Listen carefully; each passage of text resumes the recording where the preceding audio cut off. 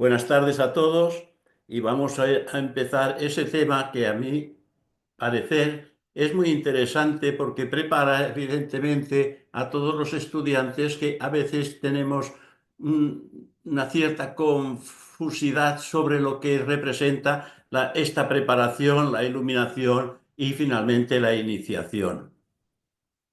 Así que hoy vamos a tener la atención puesta en la preparación, en la iluminación y la iniciación. Cada uno de nosotros podrá encontrar la clave de cómo iniciar su propia autotransformación. La teosofía o ciencia oculta nos ofrece los medios para desarrollar los órganos espirituales y hacer que la luz interior brille en más o menos intensidad, y para ello es imprescindible aplicar la disciplina que voy a dividir en tres etapas. Primera etapa, la preparación, que desarrolla los sentidos espirituales. La segunda etapa, la iluminación, que aviva la luz espiritual. Y la tercera etapa, la iniciación, que nos permite el contacto con seres espirituales. Estas tres etapas son las que voy a exponer para el estudio de esa tarde, de esta conferencia, pero quiero precisar que lo que voy a decir procede de fuente oculta que por el momento no nos ha sido revelada por estar velada a la personalidad todavía interesada por el mundo material.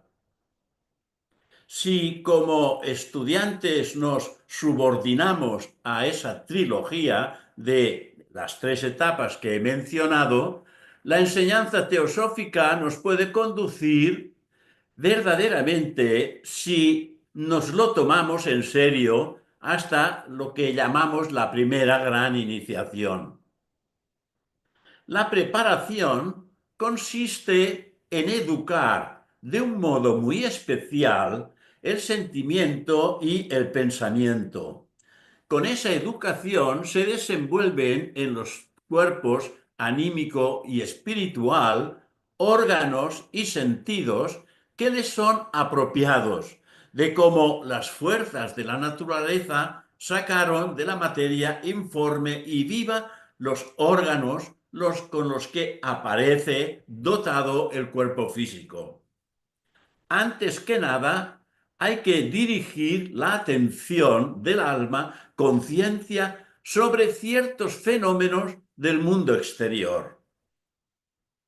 Por una parte, los de la germinación, crecimiento y expansión, y por otra, los que presentan los organismos que al faltarles vitalidad languidecen y se extinguen. Donde veamos crecimiento y floración bajo una forma determinada, debemos desterrar de nuestra alma conciencia cualquier impresión extraña y entregarnos exclusivamente por más o menos tiempo a esa sensación única. Al hacerlo, se observa un sentimiento que otras veces y en casos parecidos apenas impresionaban nuestra conciencia, cosa que al fijar la conciencia crece y se reviste de forma enérgica y patente.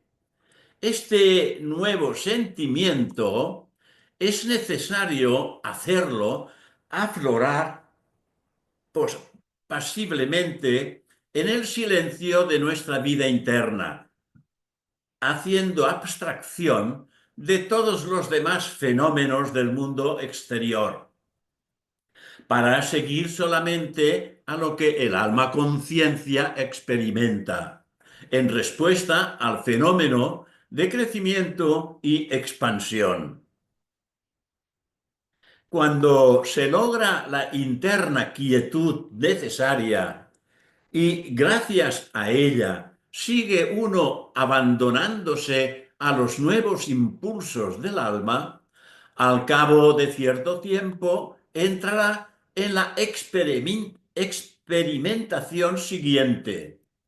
Se sentirá como germinando un nuevo orden de sensaciones e ideas hasta ahora desconocidas, y cuanta más atención se ponga en la naturaleza y en los seres en vías de crecimiento, florecimiento y expansión, será mayor la fuerza y vitalidad que los sentimientos adquieran. Gracias a esa nueva manera de pensar y sentir, se van construyendo los órganos de la clarividencia. Así, cuando el estudiante serio de ocultismo o teosofía se encuentra suficientemente avanzado para ver de este modo formas anímicas y fenómenos igualmente perceptibles a su ojo físico, no estará muy lejos de percibir cosas que carecen de existencia física y que, por lo tanto, permanecen íntegramente veladas para que el que desconoce la ciencia oculta llamada teosofía. Otro punto importante es lo que el teósofo ocultista llama la orientación en los mundos superiores. Se llega procurando tener la plena convicción de que los sentimientos y los pensamientos son realidades. Pensamientos y sentimientos obran recíprocamente los unos sobre los otros, como las cosas sensibles en el mundo físico. Mientras no se esté penetrado de esas ideas, será difícil creer que un mal pensamiento pueda ejercer una influencia desastrosa sobre otros pensamientos del plano mental. Son muchos los que no se atreven a llevar a cabo una acción visible por considerarla contraria a la razón, pero, en cambio, no saben el daño que hacen con alimentar sentimientos o pensamientos irrazonables por parecerles que éstos no pueden afectar a los demás seres. En ocultismo no puede haber progreso como no se tenga atención con lo que se piensa y se siente, con un cuidado tan severo como con los propios actos. La diferencia está en que estas leyes no se imponen al ser humano, ellas se derivan de la propia vida del alma conciencia. Así que, absteniéndose de pensamientos y sentimientos contrarios a la razón, se los llega a conocer. Gracias a esta orientación, podremos observar del modo más provechoso, tanto para nosotros como para el mundo entero, todo cuanto brota y florece y todo cuanto se marchita y muere. Os recuerdo que estamos hablando del medio de desarrollar las facultades espirituales y hacer que brille la luz correspondiente. Estoy intentando expresar en la medida de lo posible la primera fase, es decir, la preparación que desarrolla los sentidos elevados y espirituales. Hay otra disciplina que se ocupa de la relatividad o de la sensibilidad de los sonidos, con lo cual conviene establecer la debida distinción entre los que son producidos por objetos inanimados, como puede ser la caída de una roca o bien el tañido de una campana, y los que surgen de los seres vivientes, plantas, animales y seres humanos. Oír una campana es percibir únicamente un sonido y experimentar un sentimiento agradable. Pero escuchar el grito desgarrador o satisfactorio de un animal u hombre, además de ese sentimiento, se percibe a través de ese sonido una impresión de sufrimiento o de gozo vivido por este ser. Para todos nosotros, estudiantes de teosofía, en la práctica del silencio, debemos de acostumbrarnos de tal modo que en nuestro interior reine el silencio. Si alguien expresa una opinión, por lo general, al oírla, sentimos el impulso de aprobación o de protesta. Por lo que es muy importante que consigamos silenciar la mente, siempre que se ofrezca una opinión favorable o desfavorable. No se trata, como es natural, de cambiar nuestra existencia de pronto, trabajando continuamente hasta alcanzar integralmente ese silencio interior. Hemos de empezar por imponérnoslo, en ciertos casos particulares, escogidos con discernimiento, y entonces, poco a poco, y como la cosa más natural, se irá implantando en nosotros esa nueva forma de escuchar. No es suficiente con abstenerse de expresar un juicio motivado. Es preciso reprimir cualquier impresión de disgusto, de disentimiento o de aprobación.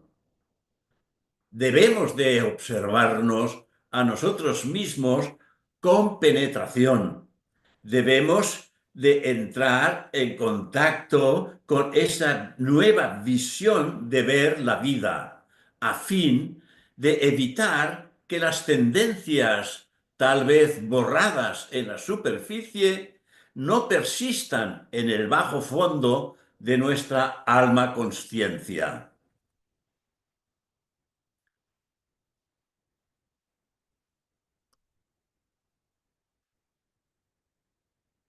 Con prolongados ejercicios de esa clase, el sonido se convierte en el mejor medio de percepción para el alma y el espíritu.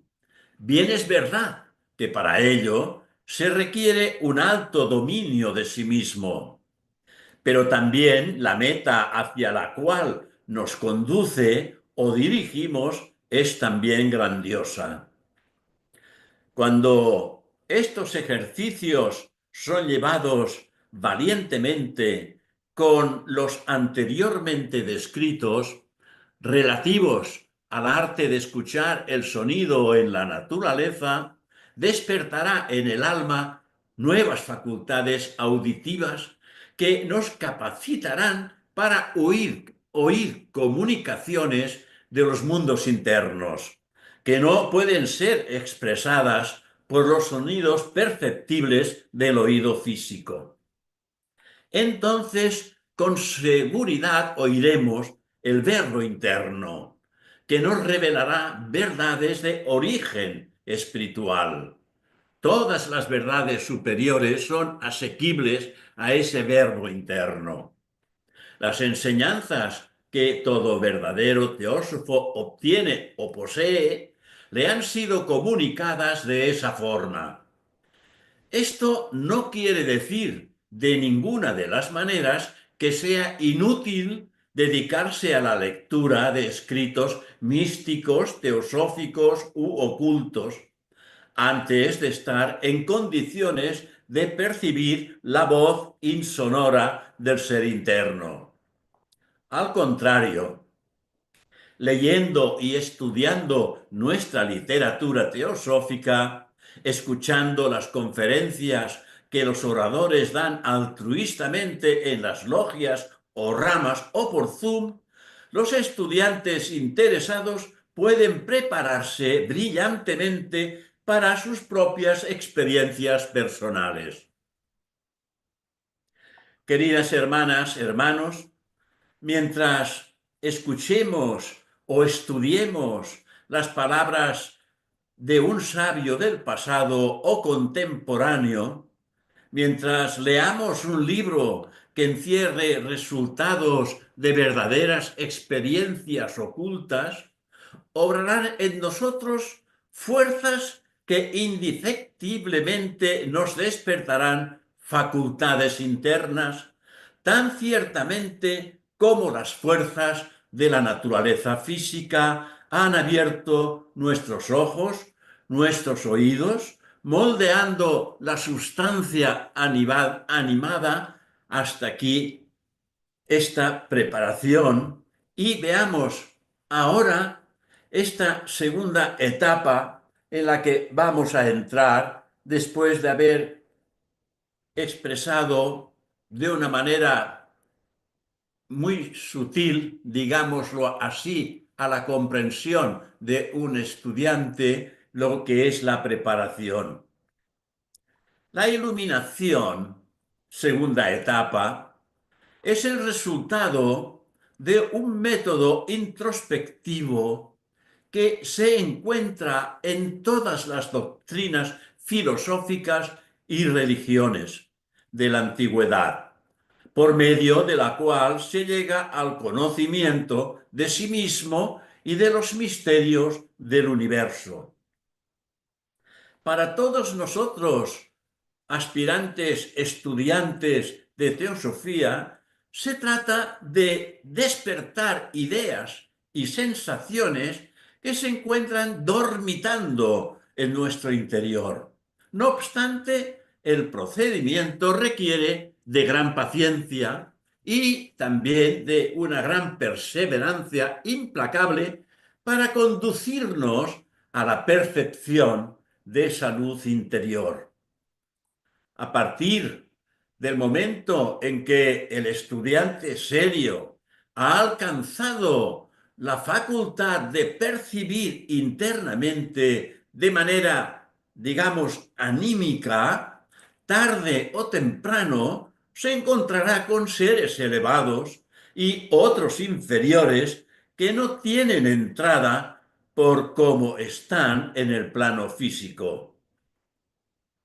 Cuando eso ocurra, cuando lleguen al punto que acabo de señalar, se le abrirán diversidad de caminos que no son aconsejables para nadie, que no esté respaldado por un instructor idóneo o un discípulo que haya seguido de cerca sus anteriores ejercicios. Cuando se posee bastante fuerza para franquear los 4 primeros peldaños de la escalera de oro o de la iluminación, indefectiblemente encontraremos la ayuda de lo que se podría decir el guía interno. En todo caso, se impone una serie precaución y el que no quiera tomarla obraría cuerdamente, renunciando a todo progreso ocultista.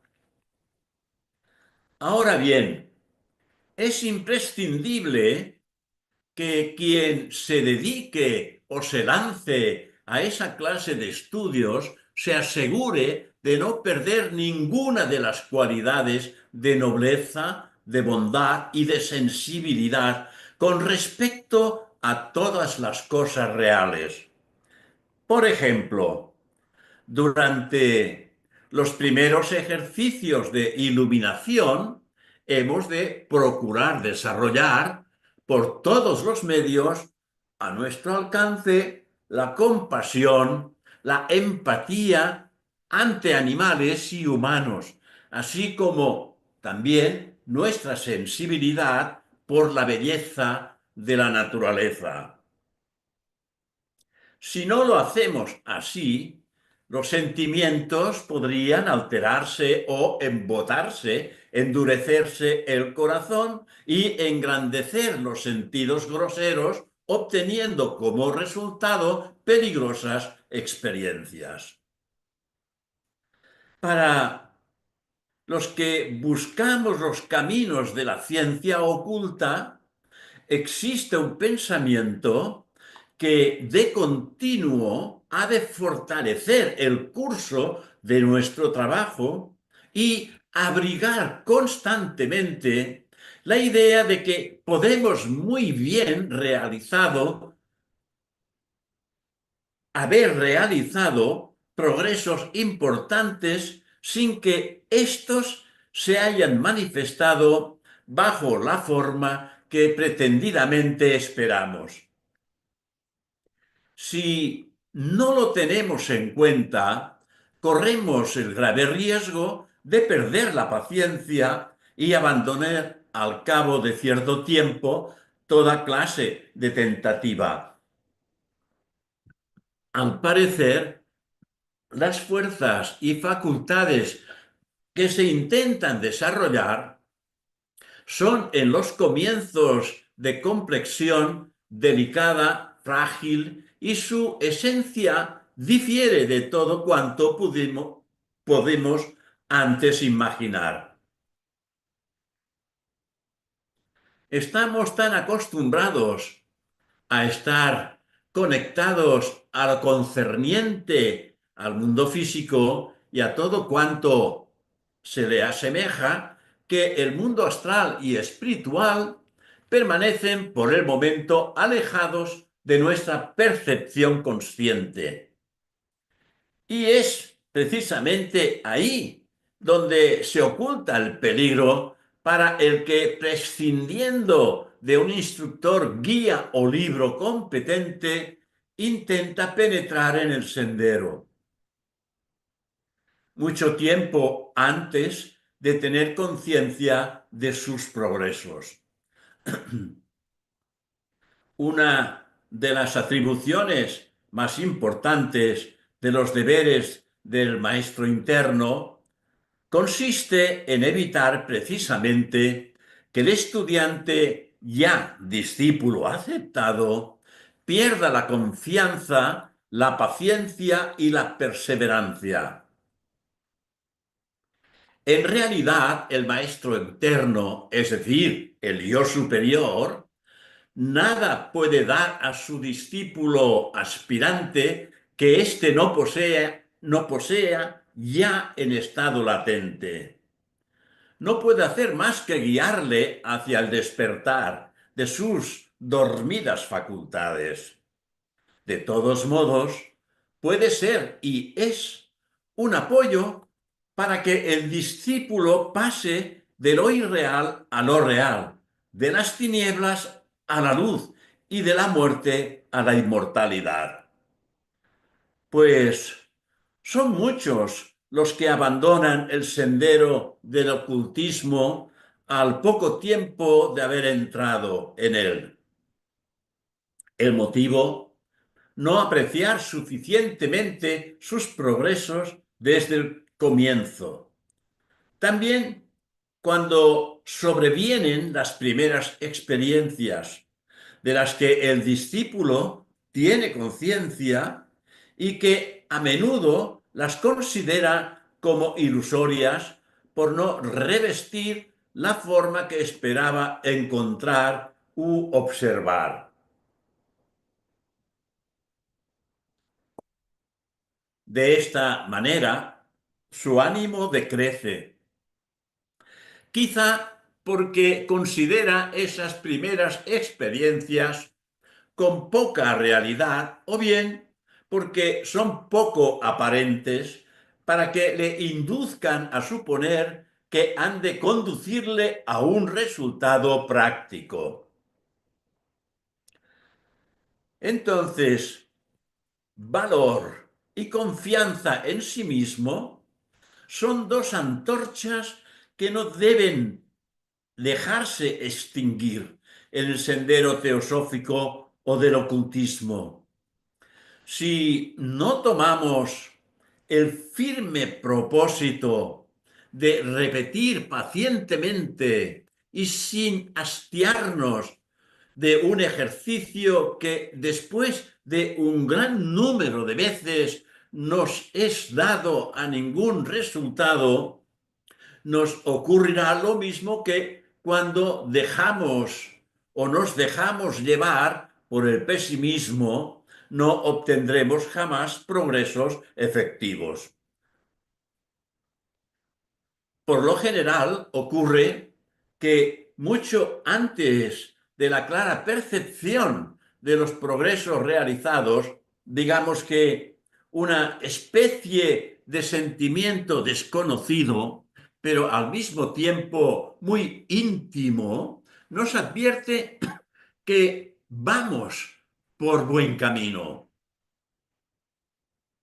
Sin apartarnos de esa línea de trabajo, nos iremos acercándonos cada vez más al instante en que se nos considerará dignos de dar los primeros pasos en la iniciación, es decir, entrar directamente en la tercera etapa, la de la iniciación, que estamos hablando hoy.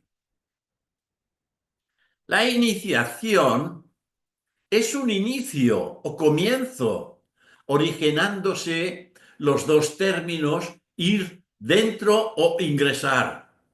Tiene entonces el doble sentido de ingreso y también de conocimiento.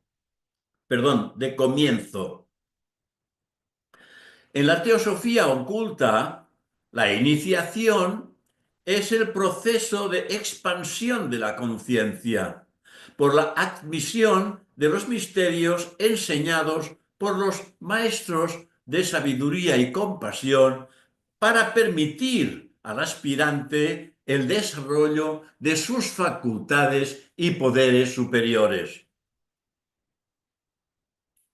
El valor y la intrepidez son cualidades que, de la manera más trabajada posible, debe poseer el candidato a la iniciación.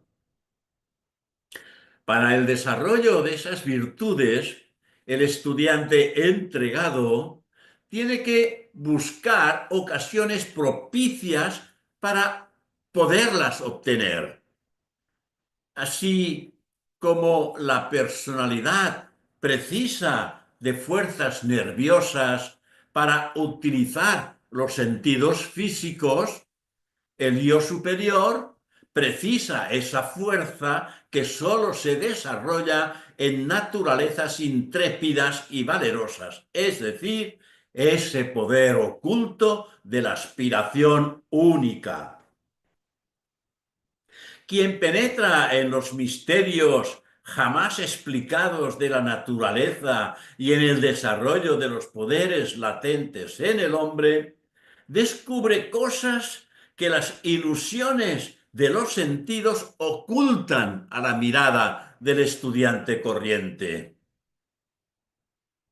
Y a partir del momento en que se han desarrollado hasta cierto límite las cualidades descritas, se está en condiciones para escuchar la verdadera nomenclatura de las cosas, es decir, la clave del saber superior. Sin la iniciación, no nos será dado adquirir el saber y el poder que la iniciación confiere, hasta después de numerosísimas encarnaciones, siguiendo una vía y bajo una forma muy distinta. Los que se inician reciben una enseñanza acerca de la naturaleza de las cosas que hasta más tarde y en circunstancias muy diferentes no hubieran estado, digamos, en condiciones de saber. El candidato no debe conocer más misterios del ser que los que le corresponden al grado de su evolución. Esta es la causa primordial de que existen obstáculos en el camino que conduce al conocimiento de las verdades y poderes trascendentales. Si entre los presentes hubiera uno que pretendiera pensar en iniciarse sin la debida preparación, le faltarían las experiencias que en el curso de futuras encarnaciones deberá ir adquiriendo hasta el momento en que, por efecto normal de la evolución, le sean revelados estos misterios. Así que, dependiendo de la madurez adquirida en esta actual encarnación que vivimos o en próximas vidas, las instrucciones que recibiremos tendrán por objeto compensar las experiencias que nuestro karma tiene preparado como pruebas para el futuro. Los atributos que de este modo se perciben escapan a los sentidos físicos que se encuentran, por así decir, como envueltos por un velo. Velo que cae ante el candidato en virtud de un procedimiento que se califica de consumido por el fuego espiritual. A esto obedece que se designe esta experiencia por la prueba del fuego.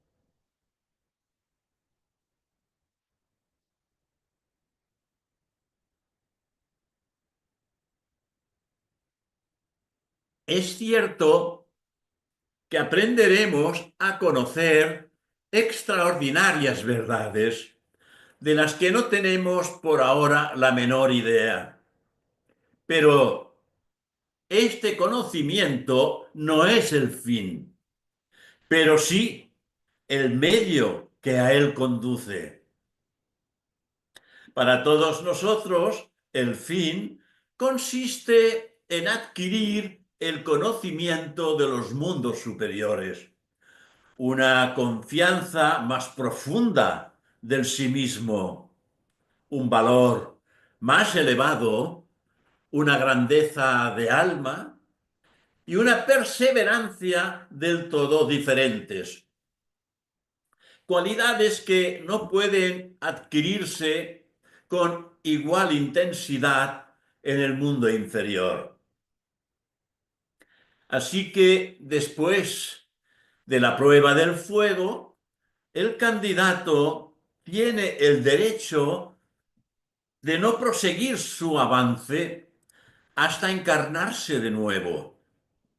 Su existencia continuará fortalecida tanto moral como físicamente, siendo, yo diría, más útil de lo que antes era.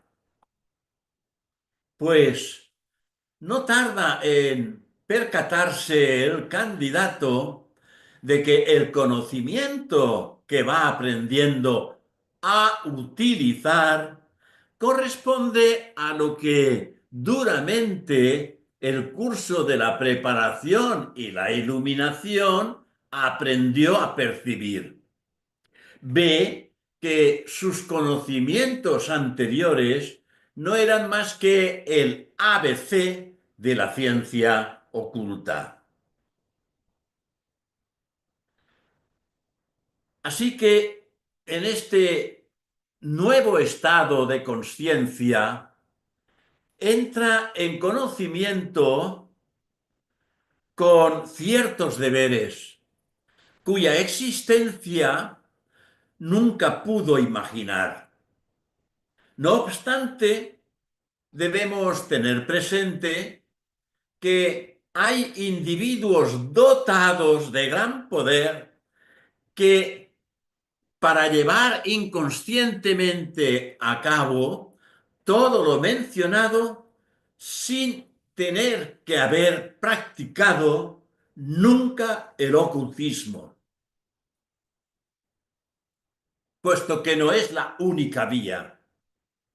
Lo único que lo diferencia del estudiante ocultista es que éste, al obrar, lo hace en plena conciencia y con una visión clara del conjunto, conquistando el efecto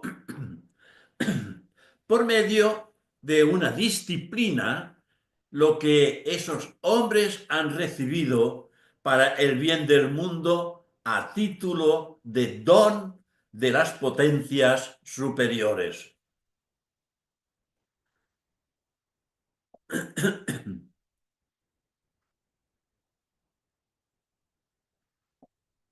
Una vez que el estudiante serio de teosofía haya aprendido el lenguaje secreto, deberá abordar otra prueba. Esta consiste en cerciorarse de si le es posible evolucionar con entera libertad y seguridad completa en los mundos superiores. En la vida diaria somos empujados al acto por impulsos externos y hacemos lo que haga falta porque las circunstancias nos lo imponen. Pero hay que tener muy claro que no debemos de abandonar ninguno de los deberes cotidianos bajo el pretexto de que participamos de una vida elevada. En los mundos superiores no existen deberes que obliguen a descuidar una sola de las obligaciones terrenas. A nadie se le desvía de ninguno de sus deberes con la práctica del ocultismo teosófico. Para que el que ha llegado al grado precitado de la iniciación, existen deberes que no los determina ningún móvil exterior. No son las circunstancias exteriores las que guían a ese dominio. Son las reglas de conducta que le fueron comunicadas en lengua secreta de boca a boca. A este fin, el instructor señala al candidato cierta tarea que, para llevarla a cabo, debe de ayudarse de las verificaciones que tiene ya efectuadas, gracias a las facultades adquiridas en los periodos nombrados de preparación e iluminación previamente mencionados en el día de hoy. Debe de sujetarse al plan, realizando la labor que le ha sido encomendada en esa lengua secreta, que anteriormente ha debido de asimilarse. Si obra en consecuencia, saldrá victorioso de la prueba. Perdón. Mediante esta prueba, se trata de adquirir una nueva cualidad. Y por esa experiencia llega el candidato al discipulado en poco tiempo y al obtenerla en los mundos superiores hasta un nivel que le sería difícil alcanzar normalmente en varias encarnaciones. Así que el candidato al discipulado no debe seguir más indicación que la de su percepción espiritual y las instrucciones que ha debido descifrar de lo recibido internamente. Porque en realidad todas las respuestas están en nuestro interior. Y si queremos obtenerlas, no tenemos más remedio que entrar en nuestro propio ser interno y para ello tenemos que cumplir con estos requisitos de transformar nuestra naturaleza humana en divina. Si en el curso de la prueba sus deseos, nuestros deseos u opiniones influyeran solo en lo mínimo y dejara de ajustarse a las leyes que reconoció y reconoce por verdaderas, se produciría un resultado muy distinto del que era de esperar, perdiendo su dirección y finalidad, viviéndose arrastrado a graves errores. Con esta prueba se le ofrece al candidato al discipulado una ocasión excepcional para desarrollar su propio dominio, que es precisamente de lo que se trata. Aquel que tenga la energía y el coraje de echar a un lado sus caprichos y deseos personales para seguir una moral bien entendida y dedicarse a un ideal elevado, deberá cumplir con su deber, aun contrariamente a sus inclinaciones y simpatías en su vida actual. Es ya un discípulo aceptado y solo necesita de muy poca cosa para sufrir la prueba que he descrito anteriormente. No olvidemos que las cosas en el plano físico permanecen inmutables, pero en los mundos superiores nuestros deseos, nuestras pasiones y nuestras inclinaciones ejercen acción sobre la realidad. Si en esos dominios queremos producir un efecto premeditado, es necesario que nosotros mismos nos dominemos para seguir únicamente las reglas apropiadas sin dejarnos nunca llevar por la fantasía. Una de las preciadas cualidades en ese nivel de desarrollo es sin duda alguna la energía y el recto pensar o juicio. Este es el momento en que el candidato ha de probarse si realmente es lo suficientemente dueño de sí mismo para avanzar algo más por el sendero oculto. Hermanos míos, el progreso no nos será posible en tanto no sepamos discernir con certeza todo lo que es imaginación, ilusión, superstición o espejismo de la verdadera realidad. El caso es que este discernimiento es más difícil en las densidades superiores del ser que en el mundo físico. Este discernimiento debe desterrar todo prejuicio y preferencia. Debe tener siempre como condición la única verdad y encontrarse dispuesto a abandonar en el acto todo pensamiento, toda opinión, toda inclinación, tan pronto como la lógica lo pida. Porque En el mundo superior no pueden adquirirse las certezas como no sea desentendiéndose de la propia mentalidad personal. El estudiante, dado a supersticiones, ningún progreso puede hacer en el sendero.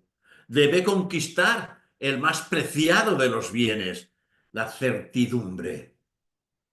Toda la duda en los mundos superiores desaparece para él y las cosas se le revelan en su esencia y en sus leyes.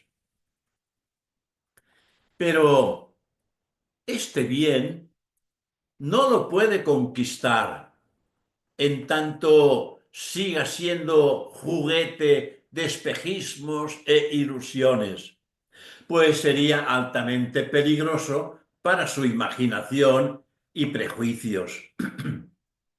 Ejercerían sobre su razón influencias no aconsejables.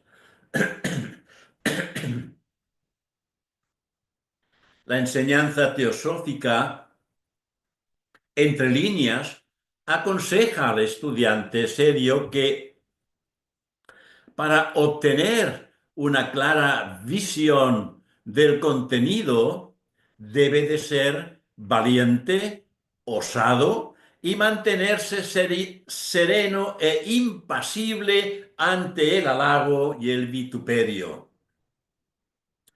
Otra cosa muy importante a tener en cuenta es que por los desvaríos y la superstición se atraen los peores enemigos del estudiante a discípulo, al cual están acechando tras los senderos del conocimiento.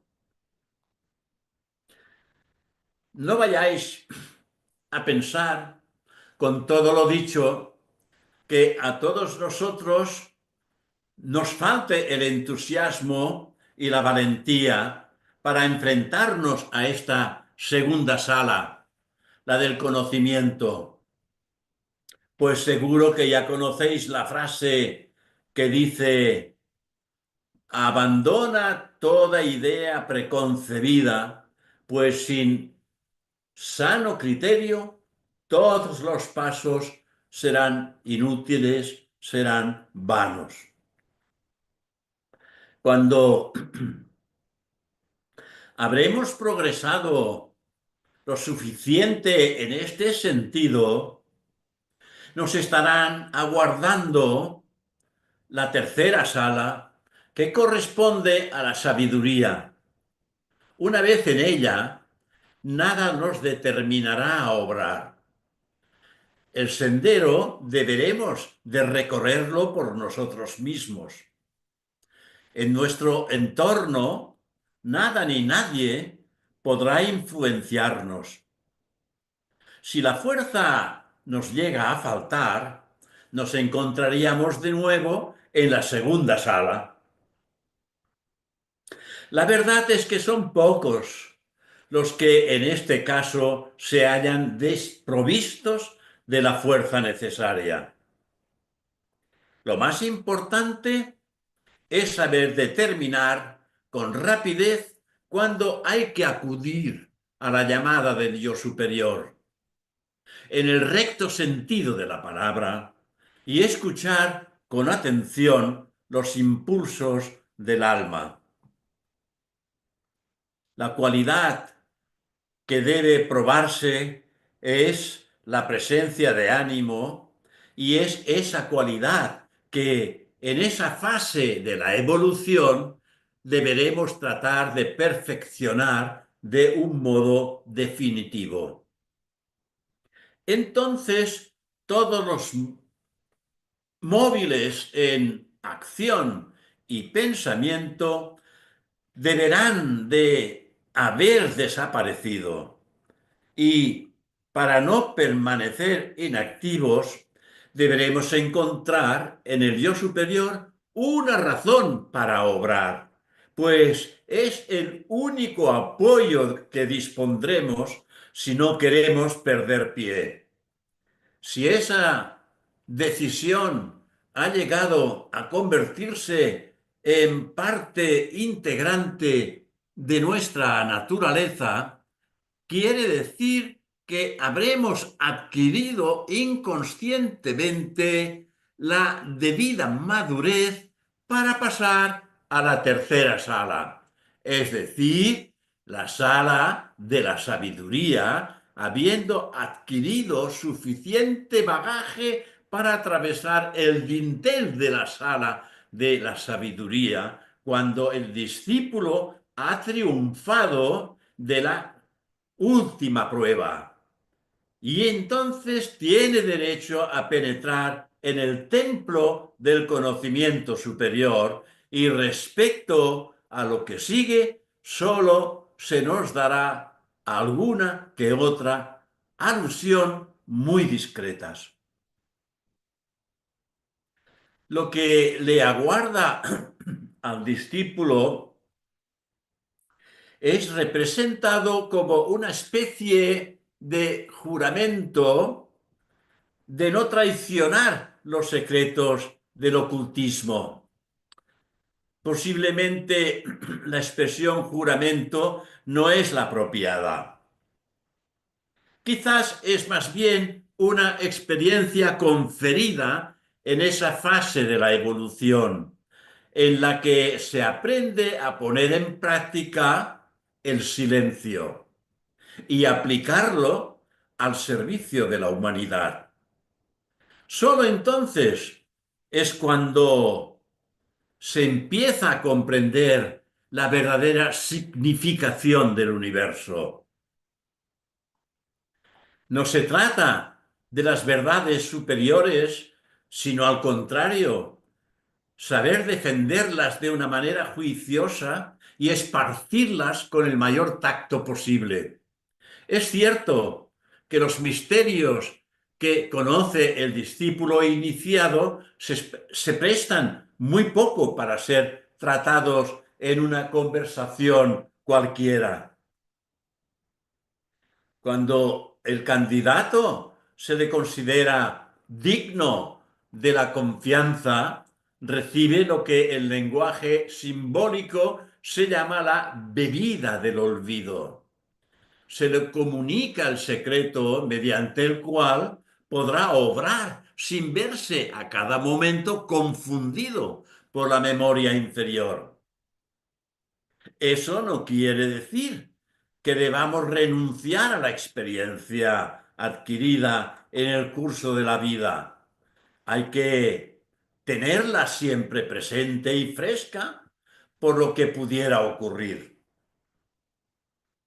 Pero, como buscadores de la verdad, es indispensable que adquiramos la facultad de juzgar por suceso en sí y dejarlo obrar libremente sobre el yo interno, sin dejarnos turbar por los recuerdos del pasado.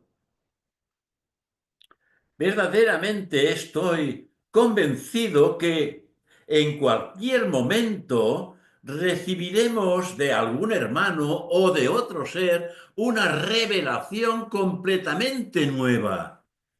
Si juzgamos lo nuevo según lo antiguo, estaremos sujetos al error.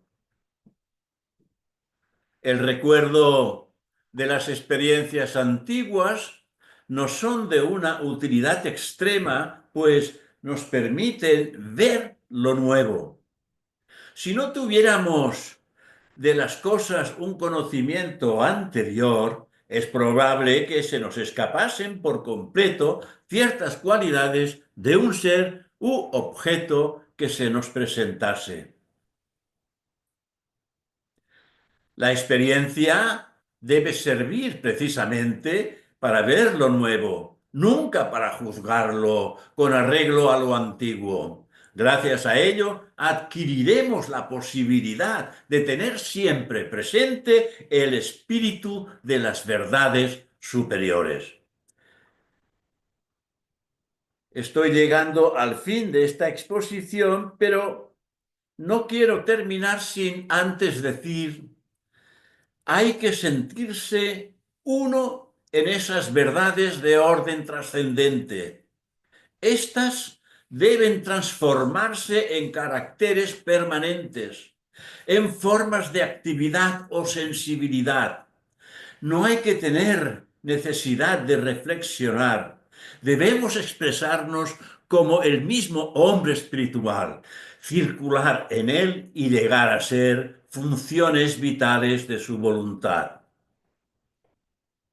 Así que, hermanos, esa conferencia ha terminado y quedo a vuestra disposición por si queréis hacer algún comentario o pregunta sobre este particular.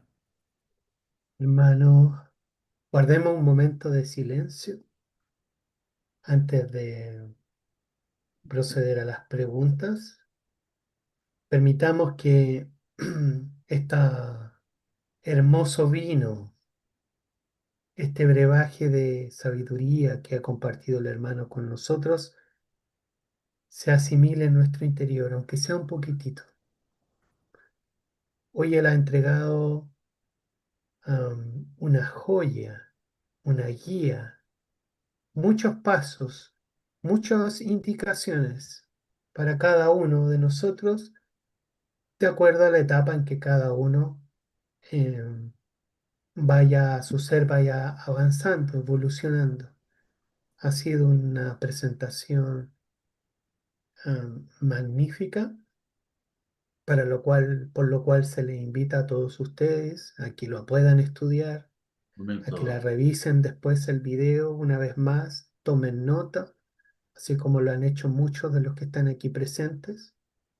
Y antes de ceder la palabra, indicar que estuvo aquí la hermana Ángel Torra, pero debido a algunos compromisos con otro trabajo teosófico, la labor del teósofo nunca termina, se excusó y tuvo que retirarse, pero dejó su saludo y su gratitud aquí en el chat de esta reunión. Dice, muchísimas gracias José Tarragó por compartir vuestra sabiduría.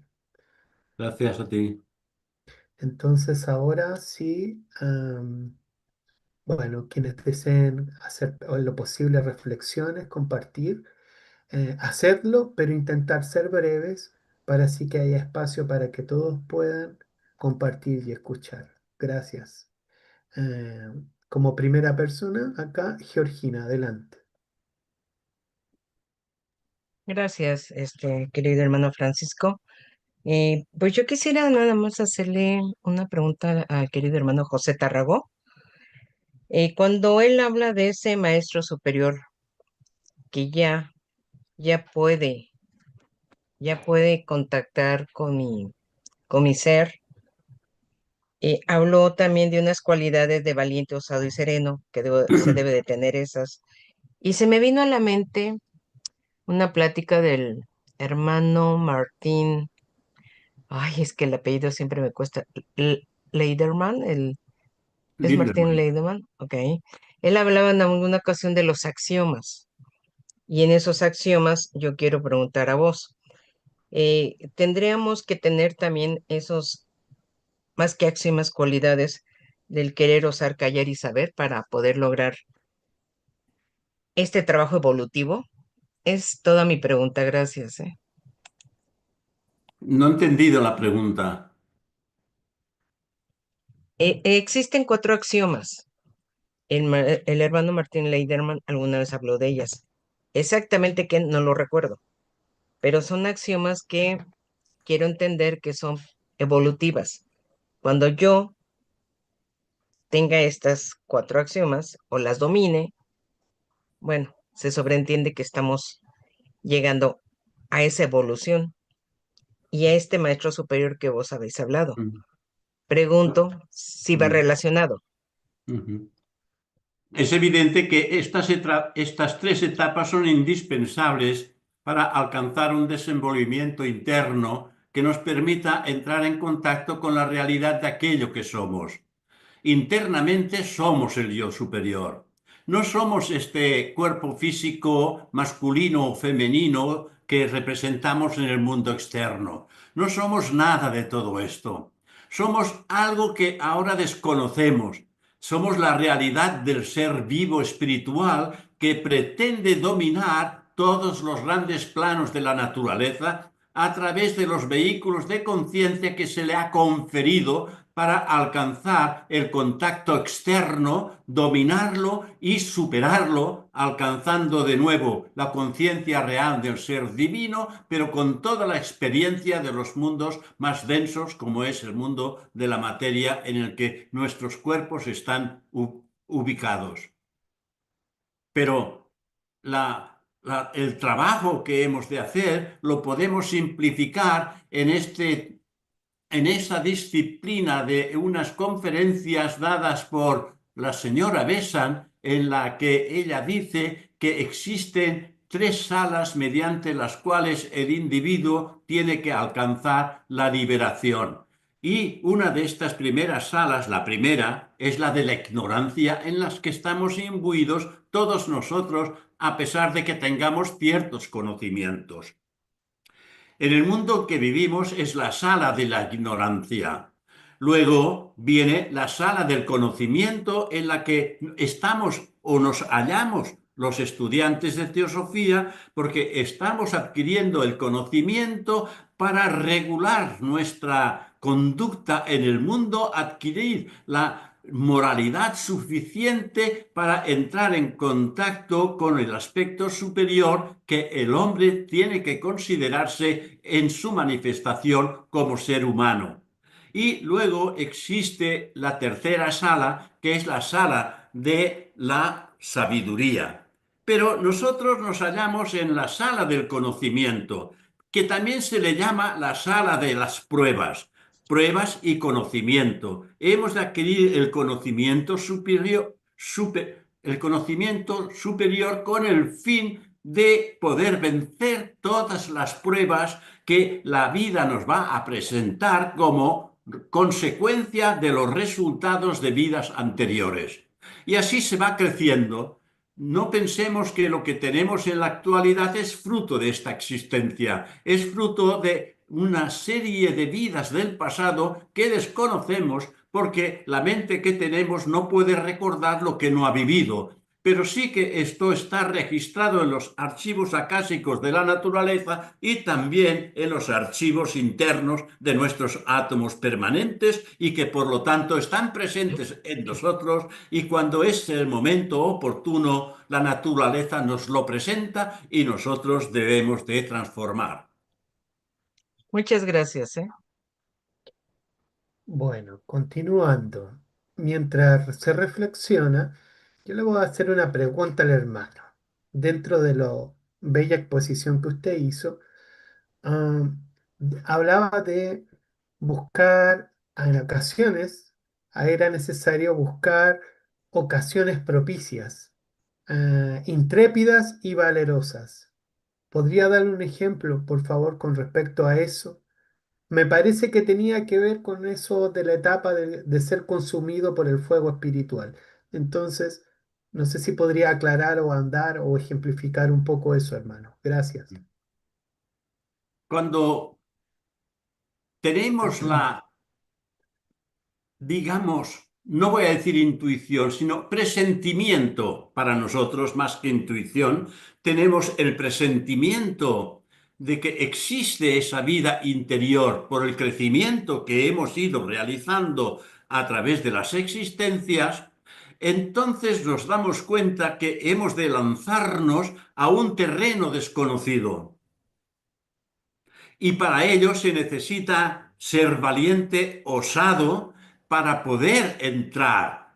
Porque si hay miedos, no se puede entrar. Hay que ser intrépido, hay que lanzarse, hay que darle ese fuego espiritual a esa mente con el fin de calcinar todos los aspectos negativos que en ella existen y la esencia entonces del manas superior pueda ejercer presión sobre el manas inferior porque realmente el poder del manas superior es muy elevado en relación a la mente concreta. Porque el mana superior en sí es fuego también.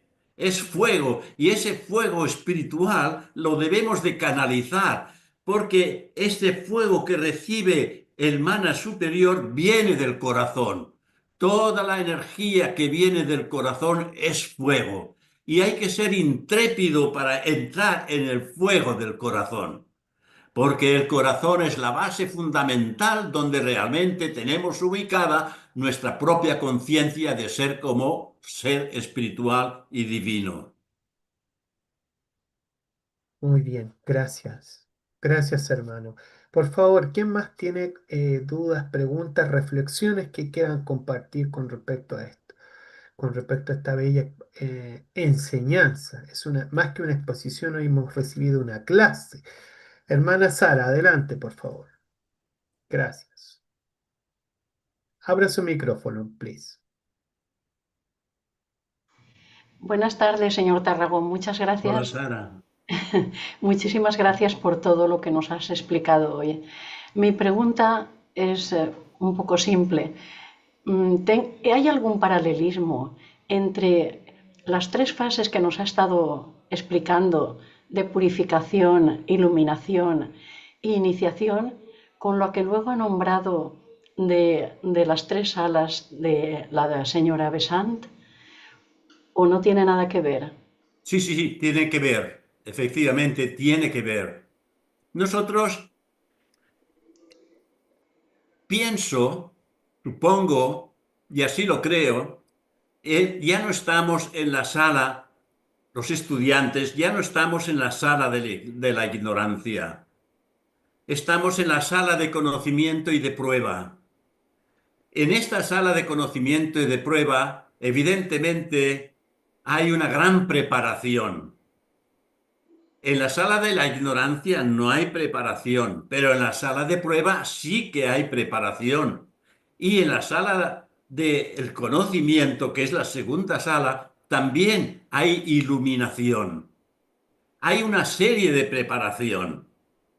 Y también en esta sala de conocimiento, segunda sala, hay los primeros atisbos de que el discipulado afectado pueda entrar en la primera gran iniciación. Por eso es tan importante el trabajo que estamos realizando en la segunda sala de la evolución. Estamos en el centro entre la ignorancia y la sabiduría. Estamos entre un punto y el otro. Y la teosofía nos dice que hay estudiantes que creen que están lo suficientemente preparados para entrar en la sala de la sabiduría, porque han desarrollado un intelecto potente y piensan que todo lo que han ido comprendiendo es suficiente como para entrar en la sala de la sabiduría. Pero evidentemente no piensan en que los errores del pasado han creado una entidad que se le llama el guardián del umbral. Y que ese guardián del umbral está precisamente en el mismo umbral entre la sala del conocimiento y la sala de la sabiduría. Y ese mismo umbral ha sido creado por propio individuo que pretende entrar en la sala de la sabiduría. Y ahí ocurre una cosa que es muy hermosa, hermosa en cuanto a conocimiento para nosotros, y es que el guardián del umbral, que es criatura creada por nosotros mismos, cuando llega el momento en que nosotros decimos, estoy preparado para entrar en la sala de la sabiduría, entonces el guardián del umbral dice, alto, no puedes pasar. ¿Cómo que no puedo pasar? Si yo entiendo y comprendo a través del conocimiento todo lo que se ha ido diciendo, no puedes pasar porque yo hago parte de ti. Nos dice el guardián del umbral, yo hago parte de ti y debo de pasar contigo, pero para pasar contigo me debes de transformar. Son los aspectos de la skandha que deben de ser transformados a través del karma. Y si no lo hacemos, no podemos pasar, porque no podemos pasar con aspectos negativos del pasado en la sala de la sabiduría. No hay entrada. No sé si esto contesta a tu pregunta. Claro que me contesta. Muchas gracias. A ti, Sara. A ver, ¿quién más tiene preguntas? Si no, le hago otra pregunta. Ah, usted mencionó, querido hermano, nosotros, bueno, los miembros de la Sociedad Teosófica y en general todo Perdón, porque aspirante, necesitamos ir a la... perdón, Enrique Choi, no, apagó el micrófono. Usted mencionaba en la última parte de su exposición, eh, comentaba o citó o hizo alusión al hecho de que si bien nosotros o los que estamos aquí presentes am, seguimos un camino, lo que le llamamos de ocultismo o de teosofía, hay otras almas que siguen un camino un poco distinto y que a pesar de no ser conscientes de la evolución de su ser interno, sí hacen un trabajo importante y que llevan a cabo este mismo trabajo como el que nosotros como aspirantes estamos realizando. ¿Podría ampliar un poco más a qué se refería? Yo pensaba en, por ejemplo, en el budismo, los maestros budistas o ese tipo de trabajo, no lo sé. Por eso, si fuese posible expandir un poco la idea, se lo agradecería. Se puede alcanzar estados de conciencia elevadísimos sin tener que pasar por las mismas circunstancias penosas que el teósofo pasa a través del estudio, porque a través del estudio, ¿qué es lo que se hace? Es acelerar el proceso. Hay entidades que de alguna manera en vidas pasadas han abrazado el arte, por ejemplo, la música, la, el arte que ennoblece el alma, y eso queda perenne en la conciencia, porque todo lo que se desarrolla a través de la conciencia no se pierde. Y si la conciencia se ha desarrollado a través del arte, la música o la escultura o cualquier otro tipo de arte, es por donde ha crecido el individuo. O también por el servicio altruista que ha conseguido realizar en vidas anteriores. Pero la teosofía es un atajo, no es un avance de circunferencia, de espiral, es un avance recto, no es un avance de espiral, es un avance recto. Y evidentemente cuando se avanza en una línea recta, cuando queremos ascender la montaña en línea recta, es muchísimo más duro que acceder a la montaña ascendiendo de una manera, dándole vueltas, vueltas, que se llega finalmente a la cima. Pero si queremos acelerar el proceso, cogemos un atajo y ese atajo sube recto, pero es muchísimo más difícil. Claro que vamos a ahorrar vamos a quemar muchas encarnaciones que no vamos a tener que realizar. Por eso el camino del ocultista es más difícil.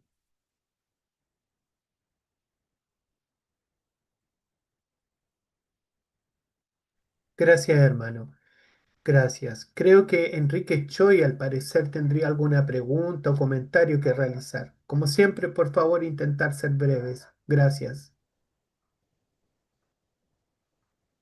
¿No? Ok. Vilma, adelante. Tiene la mano levantada. Gracias. Gracias, hermano Francisco. Muchísimas gracias, hermano José.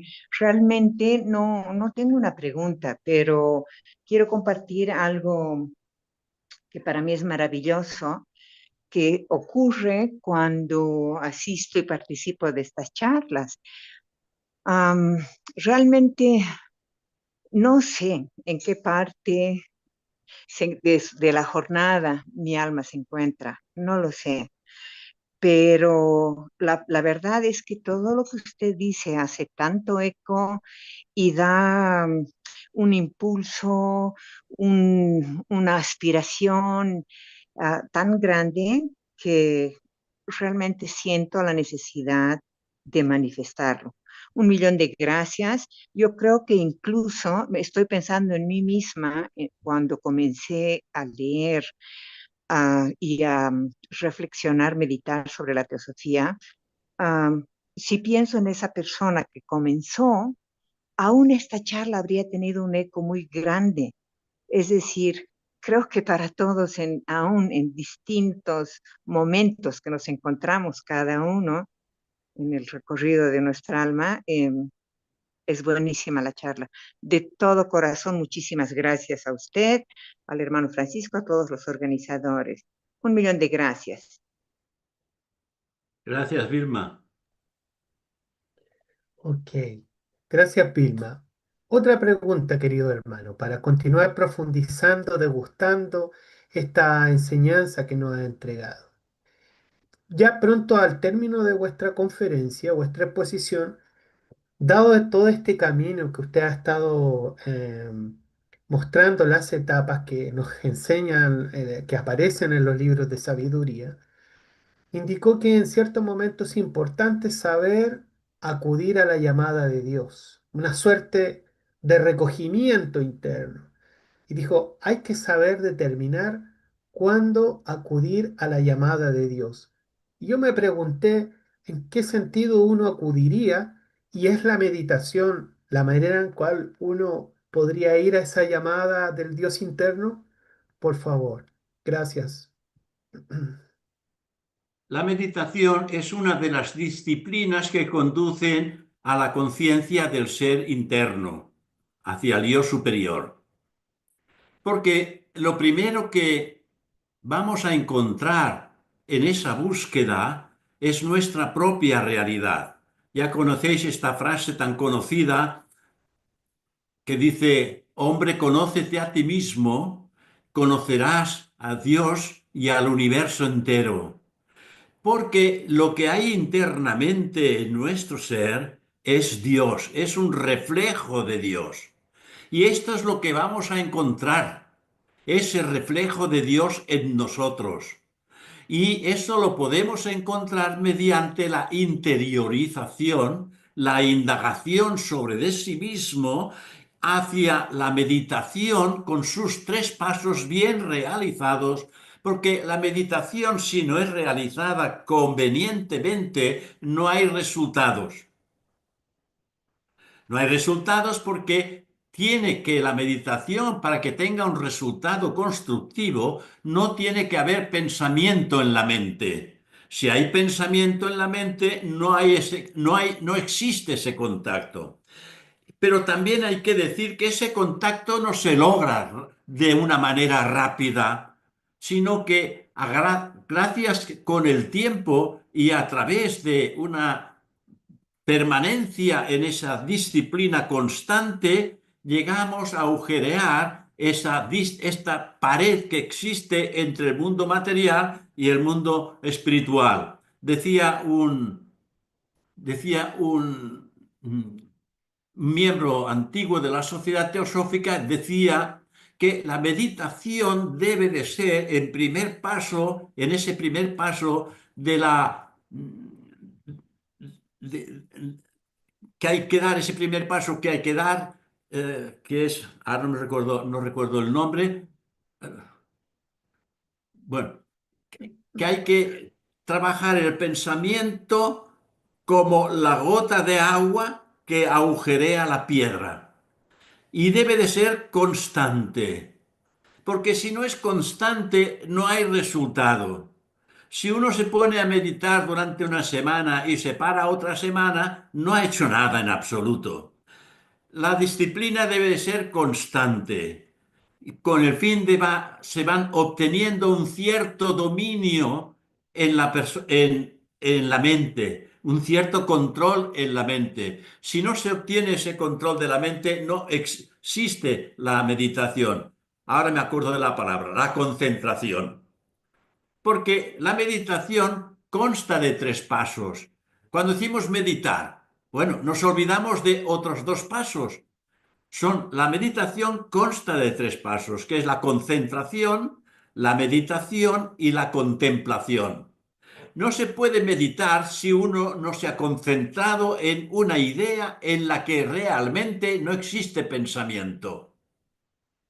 Pero hay que empezar por un pensamiento, para comenzar a practicar. Entonces se aconseja el amor, se aconseja la flor, se aconseja algo que sea estimulante en tu conciencia, y si es en una flor, por ejemplo, cuando llega a un estado de concentración profundo, llega esa meditación, y en esa meditación alcanza un estado de que ya no hay dos, no hay un meditador y objeto de meditación, sino que los dos se han fundido en uno y entra entonces en un estado llamado de contemplación. Porque la contemplación es estar en contacto real con tu propio ser, es un estado de samadhi. Pero antes de llegar a ese estado de samadhi existe lo que se llama el pseudo samadhi. ¿Qué es el pseudo samadhi? Un samadhi temporal. Temporal, no permanente. Lo importante es alcanzar un estado de samadhi permanente. Si es temporal, bueno, está bien porque te ayuda. Y a medida que ese estado de samadhi temporal se va prolongando, llega un momento en que tu conciencia pasa a un cuarto estado de contacto directo con el ser, con el sí mismo. Y entonces hay un estado de samadhi permanente, porque el hombre ya se mueve en los planos superiores. Qué precioso el camino de la teosofía, como nos señala, cómo se van abriendo puertas. Gracias, hermano José. María Jesús, entiendo que tú querías preguntar o comentar algo de España, hermana, por Sí, bueno, favor. ¿se me oye? Sí, Sí. En principio yo creo que ya la he contestado porque, bueno, en la primera parte de la conferencia ha hablado del silencio, el silencio interior que hay que llegar, ¿no? Entonces, aplicando, bueno, intento aplicar el hacer una sola cosa a la vez. O sea, si estoy yo en una conferencia, digo la conferencia, no estoy cocinando y estoy haciendo más cosas. Una sola cosa a la vez. Intento por lo menos seleccionar un poco los pensamientos, gracias a la frase de Madame Blavatsky, ¿no? Es peor para la mente pensamientos ociosos, tener la mente ocioso, casi que en pensar mal, tener pensamientos malos. Entonces, por lo menos tener los pensamientos centrados. Pero, ¿qué más? ¿Qué más se puede hacer, no? Ahora contestar lo de la meditación, concentración, pero ¿cómo podemos llegar a ese estado en que la mente está más tranquila, ese mono, ¿no? Que lo ponen los hindús, que va de rama en rama, de cosa en cosa, ¿no? Llegar a la mente a controlarla un poco. No sé si se me entiende la pregunta, soy capaz de expresar lo que quiero decir. Llegar a controlar un poquito más la mente. Gracias, maravillosa exposición, José. A través de la práctica, María, solamente a través de la práctica constante.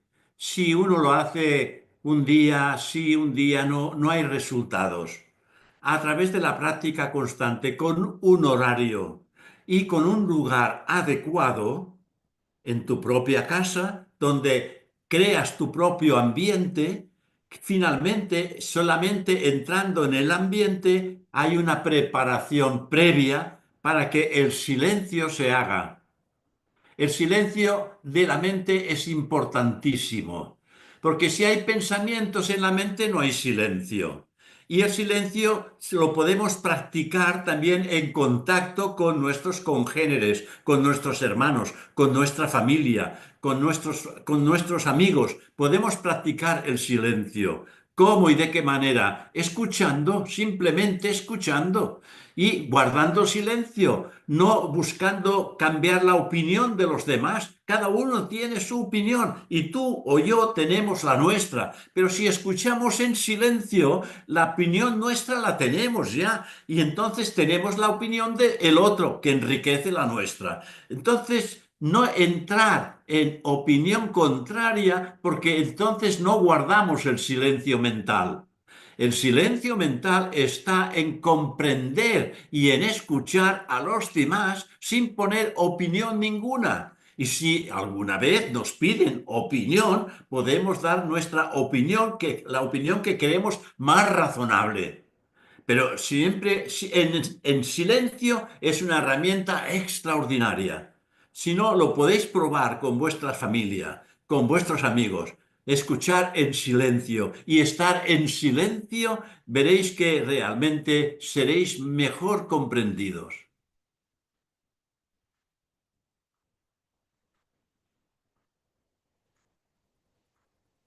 Interesante, hermano.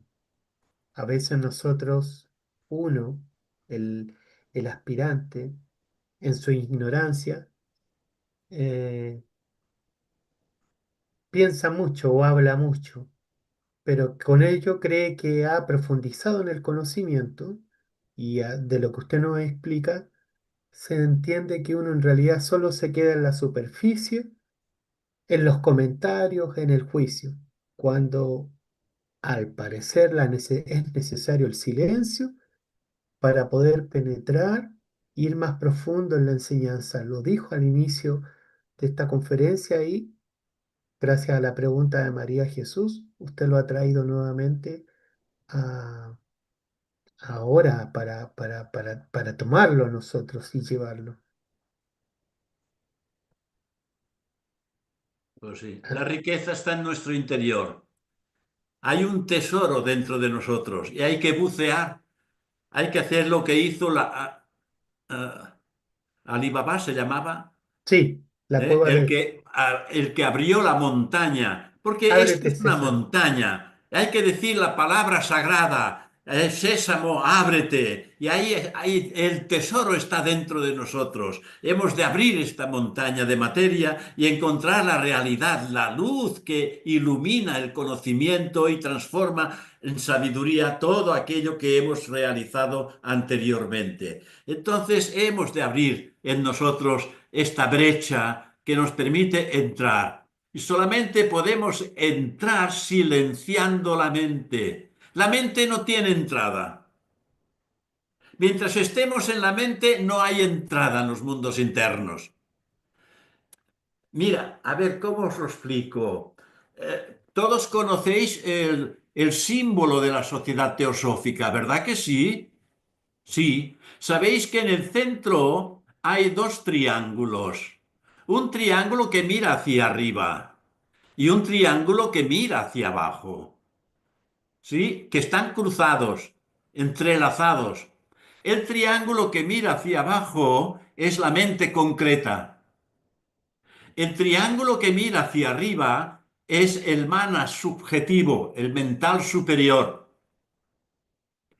Se dice en teosofía que el estudiante tiene que trabajarse de tal manera que la mente concreta que mira hacia la materia vaya vaya girando y finalmente el punto que miraba hacia abajo mire también hacia arriba. Y cuando ese triángulo ya mira hacia arriba, se llama la unificación. Porque la mente es una, pero que funciona en dos direcciones, una hacia el espíritu y uno hacia la materia.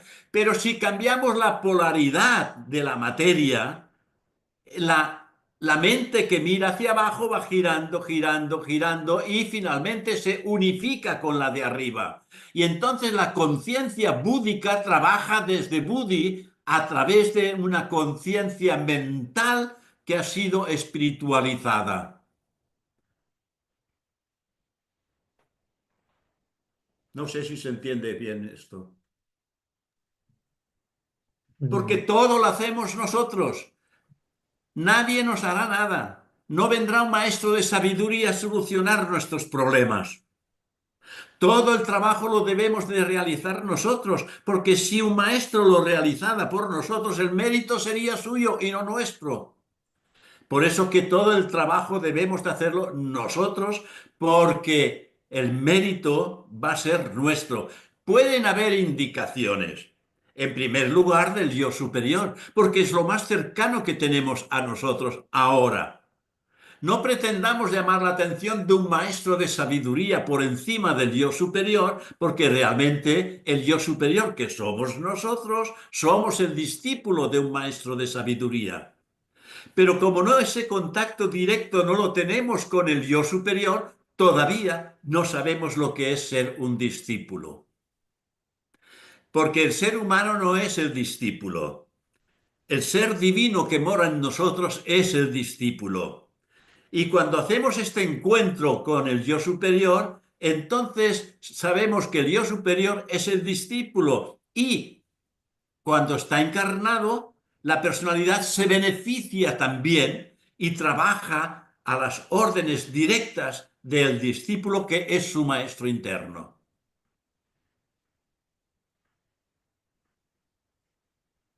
¿Podemos? María Carmen, adelante. Gracias, Carmencita. Solamente quería felicitar a José por su exposición, porque ha dicho verdades como puño, y solamente comentar que eh, estamos todos intentando poquito a poco acercarnos a estos ideales y que realmente gracias a la joya que es la teosofía, que nos pone un faro delante nuestro para que veamos por dónde podemos ir con seguridad.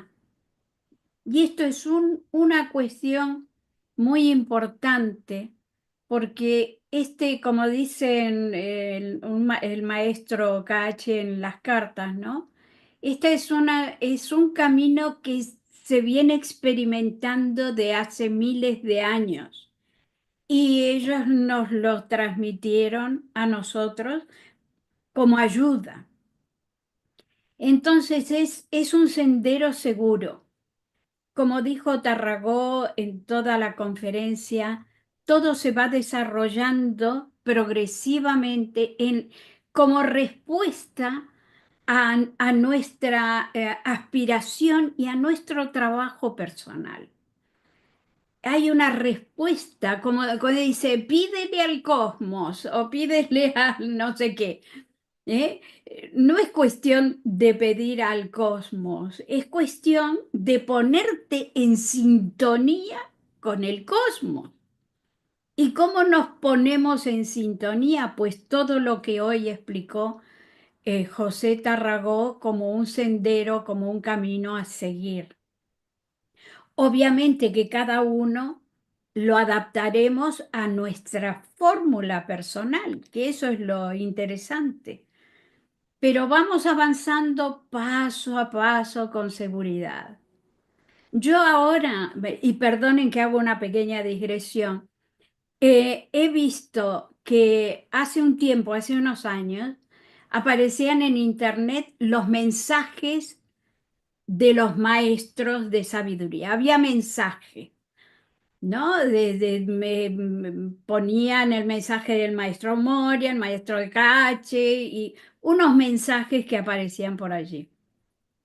Eso se fue calmando y ahora aparecen los coaches, estos que te dicen cómo desarrollarte y cómo ser, y entonces te mueven el astral, la parte emotiva, el astralito de aquí, la mente de aquí, que no es la mente que hablaba José hoy, esa mente superior.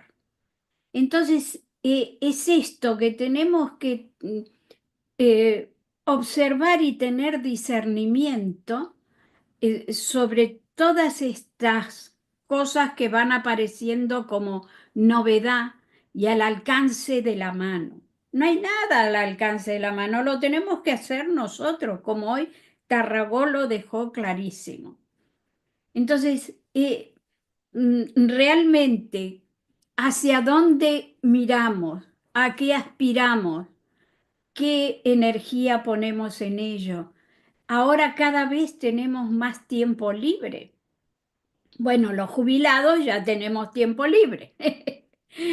Pero, por ejemplo, aquí en España se promueve trabajar menos horas, tener más horas libres.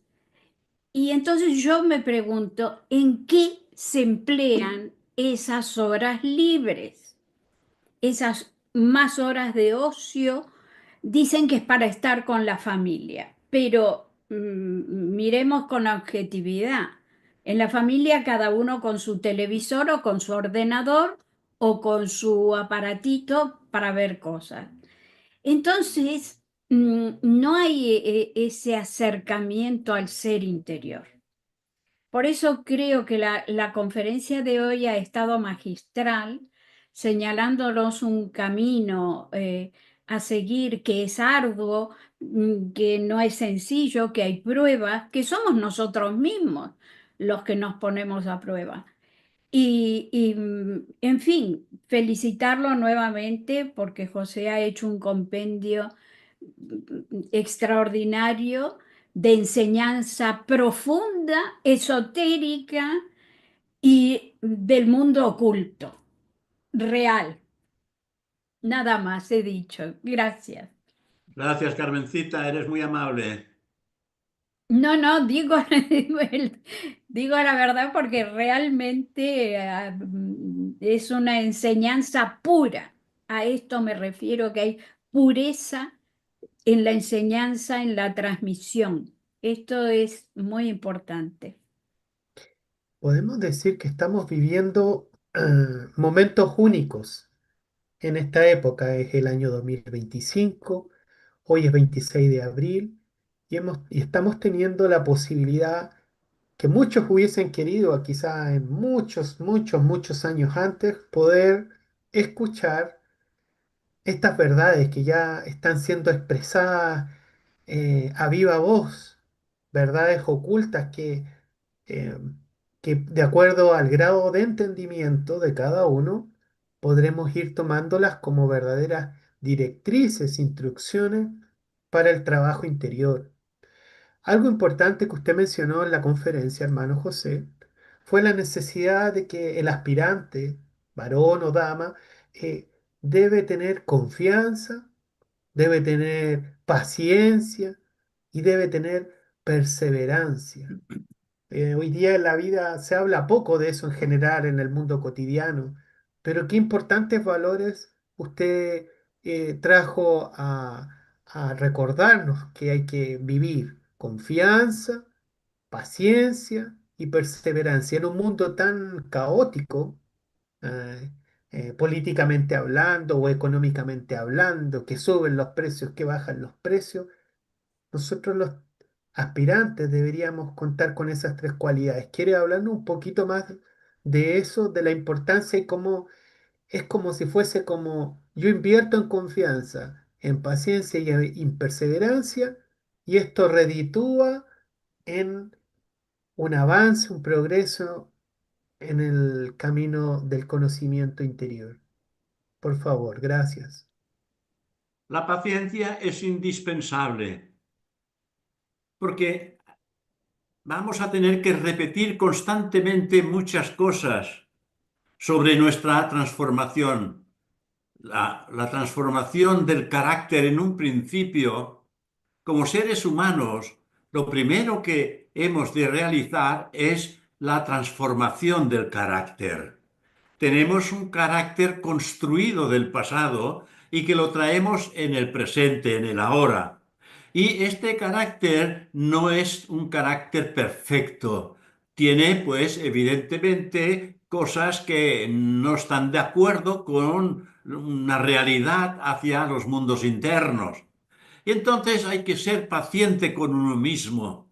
Paciente porque a veces nos disparamos porque nuestro carácter nos hace hacer y decir cosas que sabemos que no debemos decir. Y hemos de ser pacientes con nosotros mismos.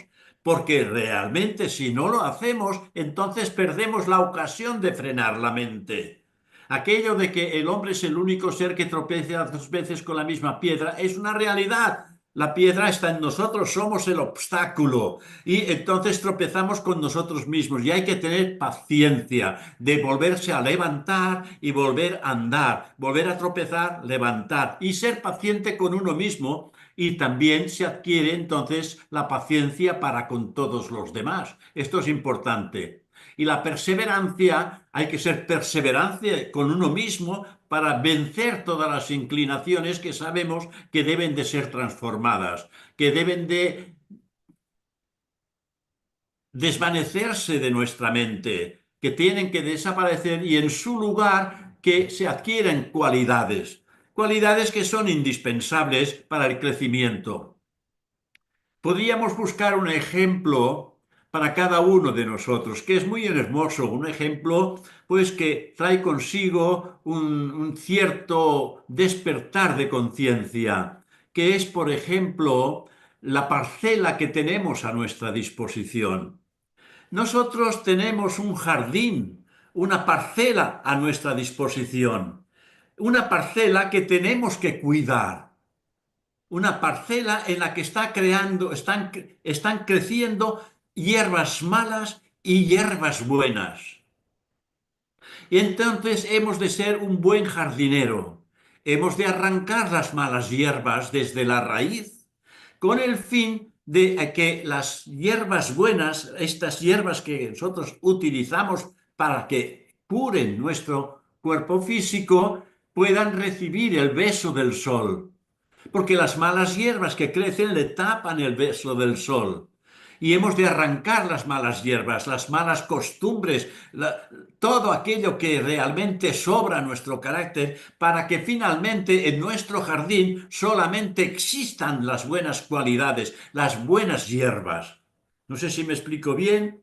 Por lo tanto, hemos de transformarnos en buenos y perfectos jardineros, regando a esas hierbas buenas y no cuidando las malas hierbas, olvidándonos de ellas y dándoles el amor y la satisfacción y el riego a las hierbas olorosas que sanan y curan la mente y el cuerpo físico de cada uno de nosotros.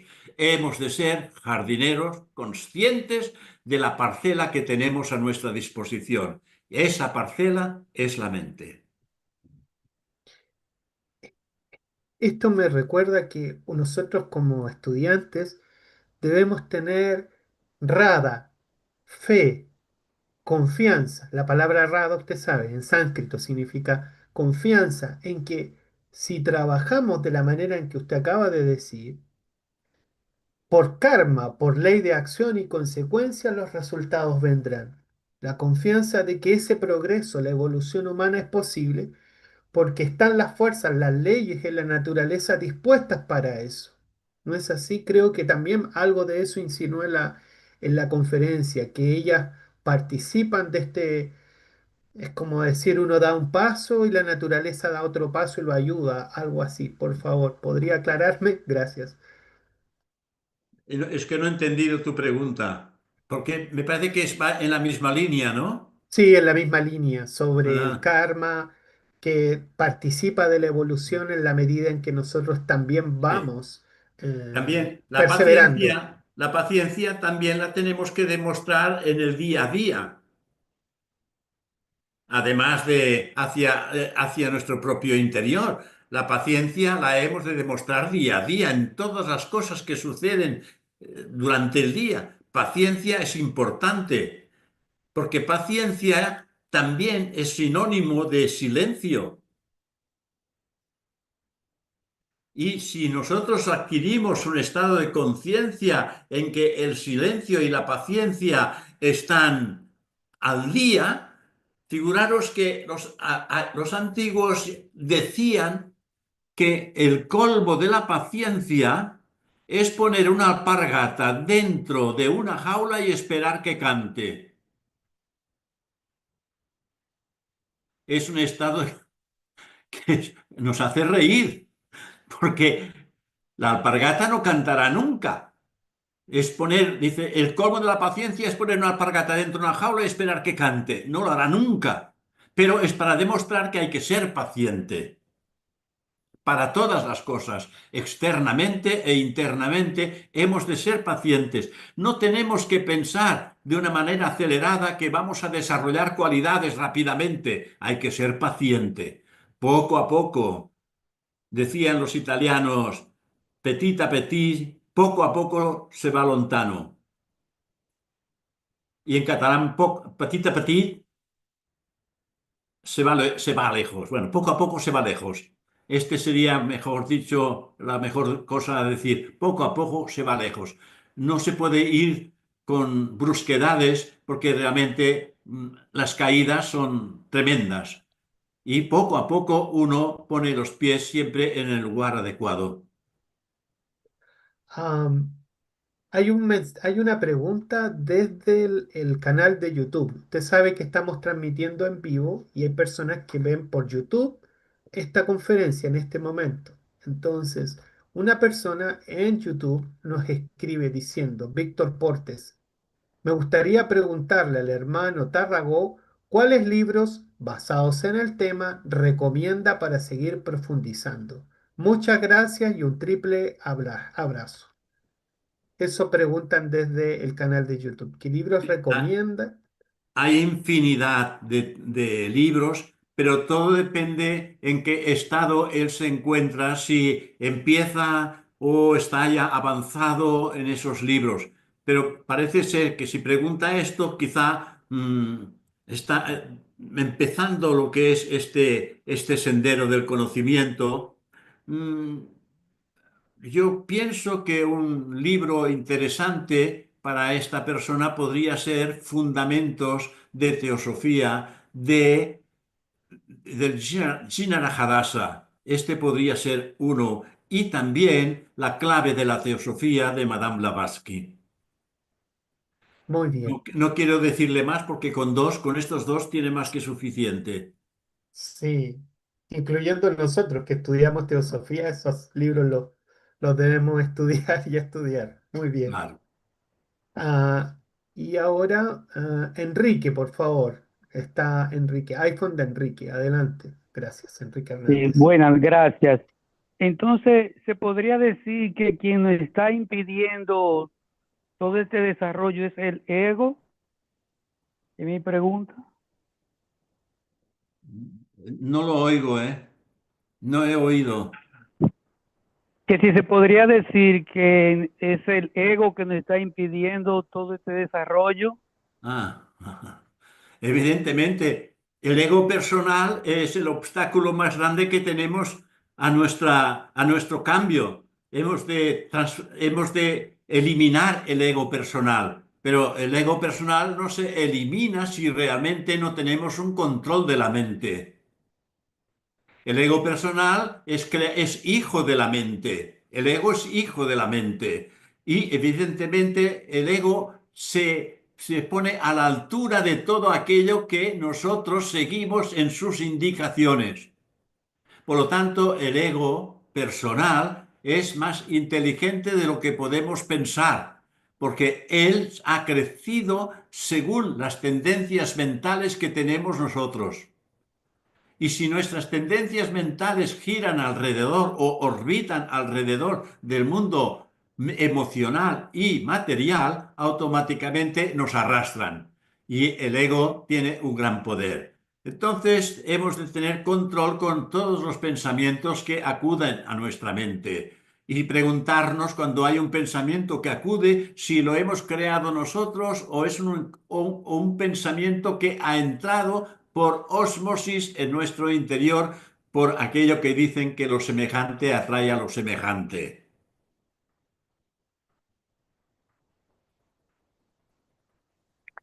Gracias. A ti, Enrique. Tenemos un saludo de Ana María Cáceres. Ella es hermana de la rama Fraternidad y quiere expresar sus agradecimientos por su magnífica exposición. Es una lección extraordinaria que solo una persona como usted, el hermano José Tarragó, puede transmitir de manera muy clara. Indica ella infinitas gracias y que nos está escuchando a través de YouTube.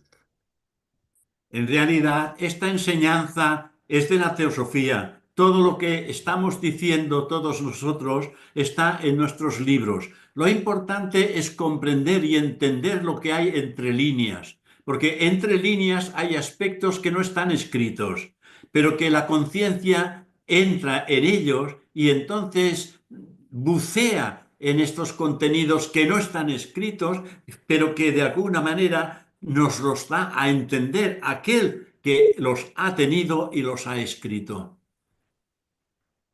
Está en toda nuestra Gracias. literatura. Está todo ahí, solo depende de nosotros Hermano, Nosotros tenemos ciertas percepciones, eso también. A medida sí, que avanzamos, pueden desarrollarse ciertas percepciones que podemos tener de nuestro ser interno, percepciones del ser real que somos. Y en ese ser real, si somos atentos, pueden haber percepciones que las podemos captar y trabajar después.